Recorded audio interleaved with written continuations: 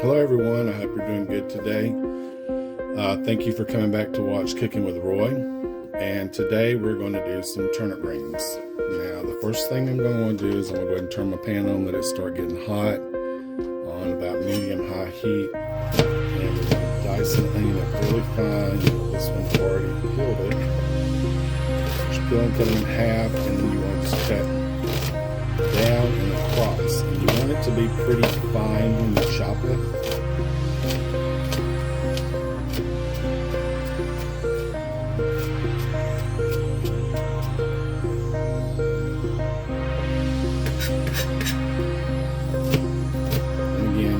Cutting little slices one way. You can leave the root in on if you want to, but to me that gets in my way, so being old school, I do it this way. And then you just turn it, hold all your pieces together, just make sure that you're moving your fingers and that you're not getting them under your blade, or you lose a finger or a fingernail or what have you.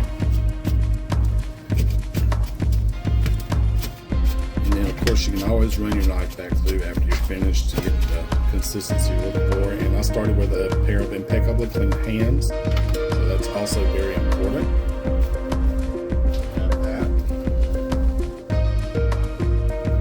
And I'm going to put a couple of squirts of oil in here. This is an olive oil that I'm using here. It's just in a squirt bottle. And now I'm waiting on this to heat up just a little bit. I'm going to go ahead and do my garlic as well. Now with garlic, these are bulbs of garlic. Okay, you buy a whole clove in your grocery store, and I'll show you the difference. Alright, this is a bulb of garlic right here. This is the whole bulb. I said it backwards. This is the whole bulb you'll buy. It's usually about 50 cents in the grocery store. And these are the cloves, the little pieces that you'll break out of the big piece. So we're going to make some garlic paste to go in this. The first thing I'm going to do is hit my garlic really hard with the blade of my knife, and then that's going to let this peel just come right off. And get a whole piece there. I'm going to put it in the garbage bowl over here. And the same thing with this one. We just take the peel right off. These are a couple of cloves that looks like they had grown together like sisters and brothers. A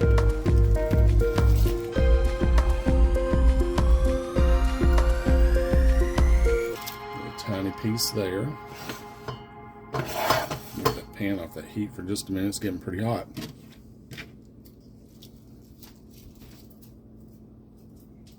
So now we got the peels off our garlic. The next thing we're going to do is we're going to take the end. It's like the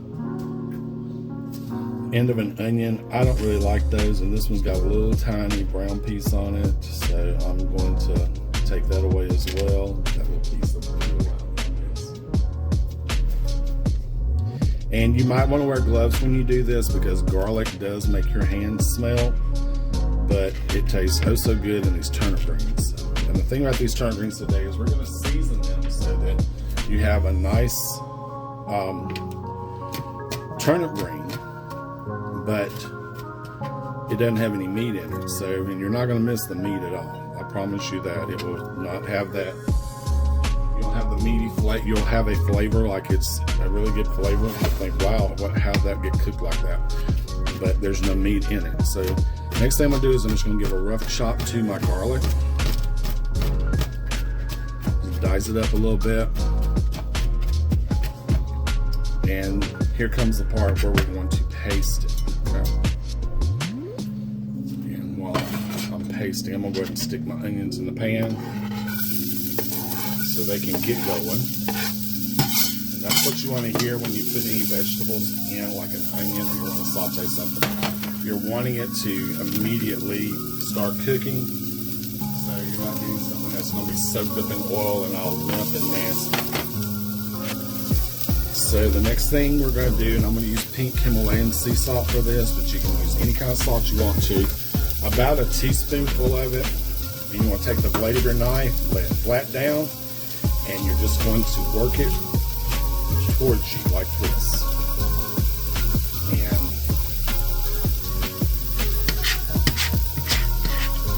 get you a pile and just continue to work it toward you, and it's going to turn this into a nice paste that we're going to put in this. So we have that garlic, but we don't have the bites. So you're not going to like bite into a piece of garlic and go, ooh, I just got this bitter taste of garlic in my mouth. This keeps that from happening. Paste it down really good. Just put your fingers on the blade, on the top back, not the sharp part, the dull part. And this is what we're looking for right here, just a paste, okay? And let's go in here. Okay. Wash my hands real quickly. And the next thing I'm going to do to this onion I've got here, go ahead and add in my garlic.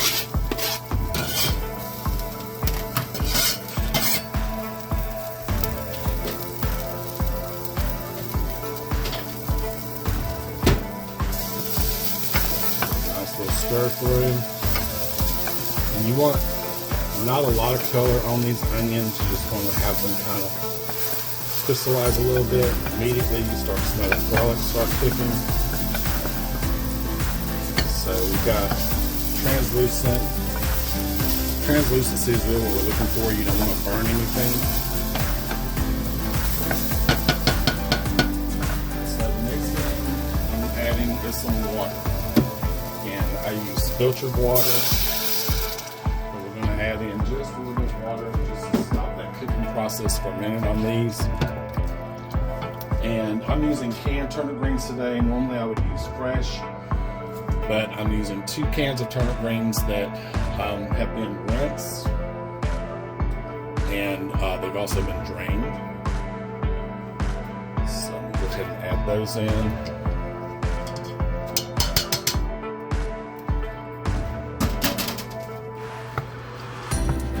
Stir everybody together a little bit. I have to add some more water, I know that, but I want to add that extra water I'm going to need last because there's a few other ingredients I'm going to put in these turnip greens that are going to make them taste really yummy.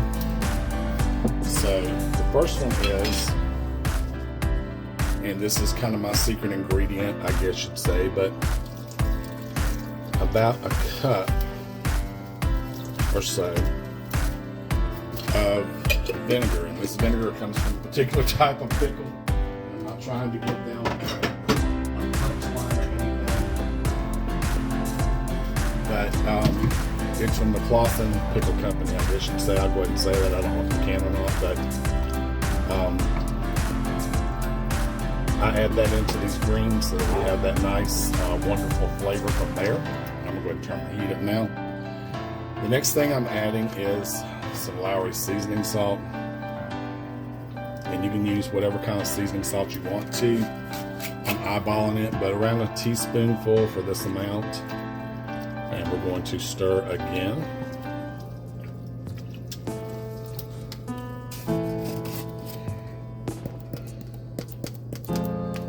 Next thing is about a teaspoon of onion powder.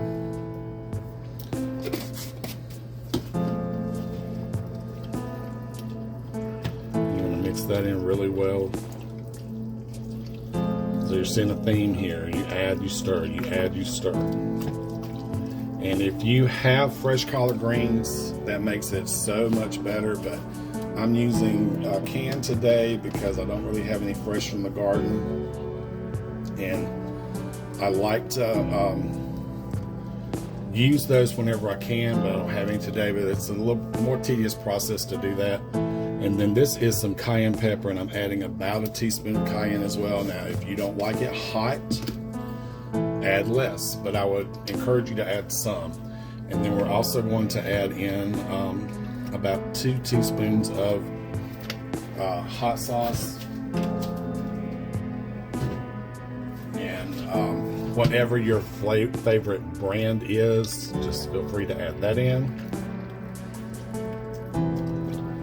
Everything a good stir. Man, it looks like a science project, I know, but trust me, in the end you're gonna be like, oh, wow, those were really good. It was really worth that. And if you don't have the pickle juice, you can always substitute and use a vinegar, apple cider, rice wine vinegar, white vinegar, whatever you want to. And then I'm adding about 1/2 of a third of a cup, if that makes sense to you, of sugar.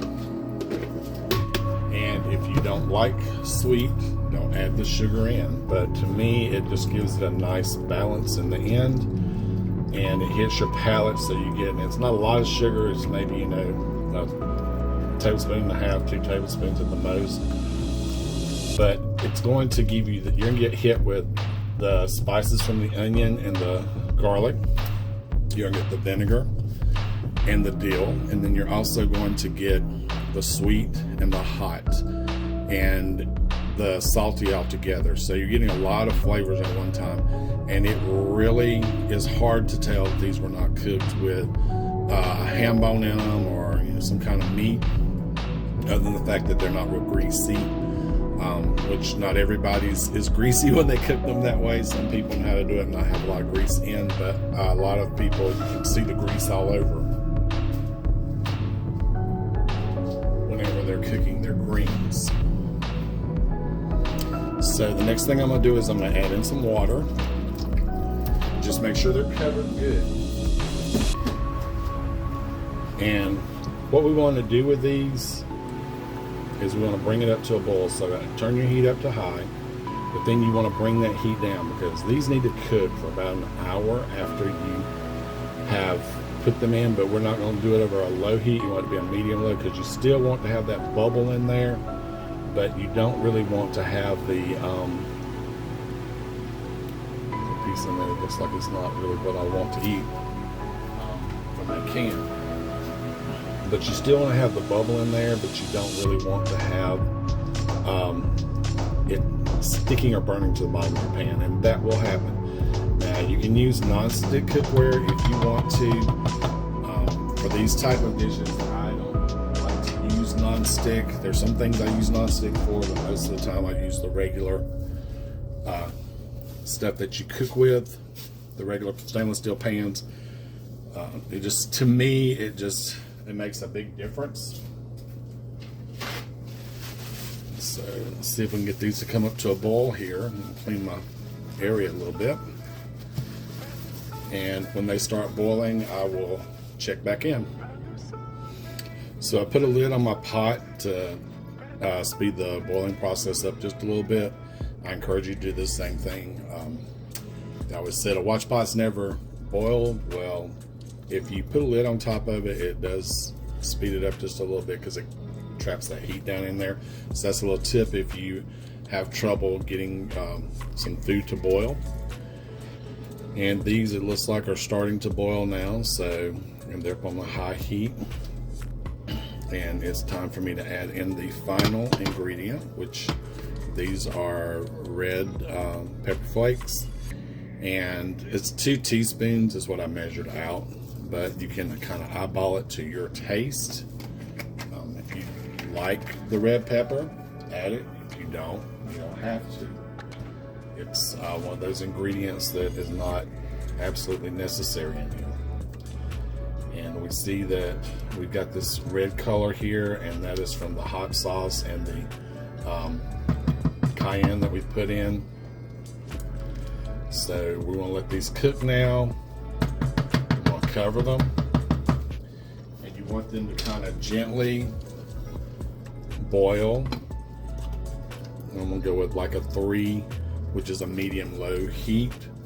I'm going to let them boil for about an hour, and the way you'll know they're ready is you'll see the color change just a little bit, and the fluid will actually reduce down, and that's what makes these so good. I'll see you in just a little bit. So it's been just a little bit over an hour, and I'm going to take a look at our greens. That's what they look like.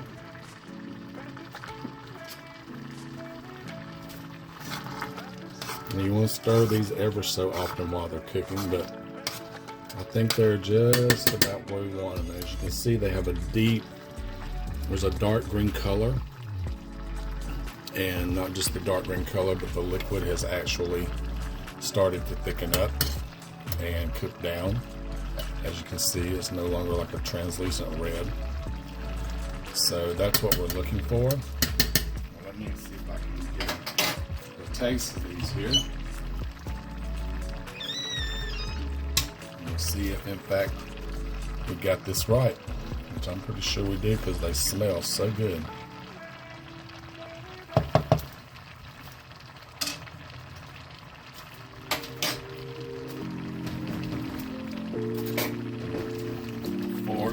And these are going to be great with some cornbread, pinto beans. I haven't decided what else I'm going to make tonight, but this is definitely one of them.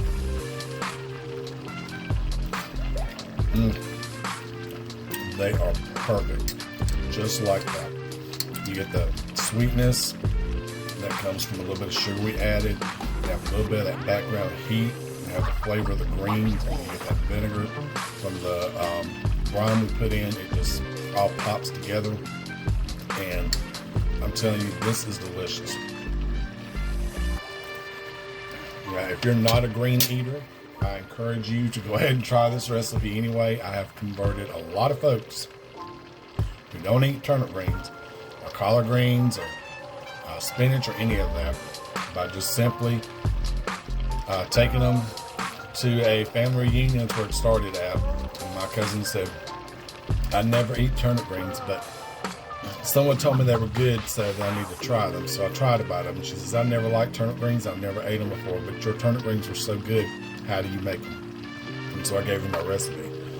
So this is one of those things that it's an acquired taste for greens, but if they're cooked right, they're flavored right, they're not bitter, they are something that you're gonna love and want more of every time.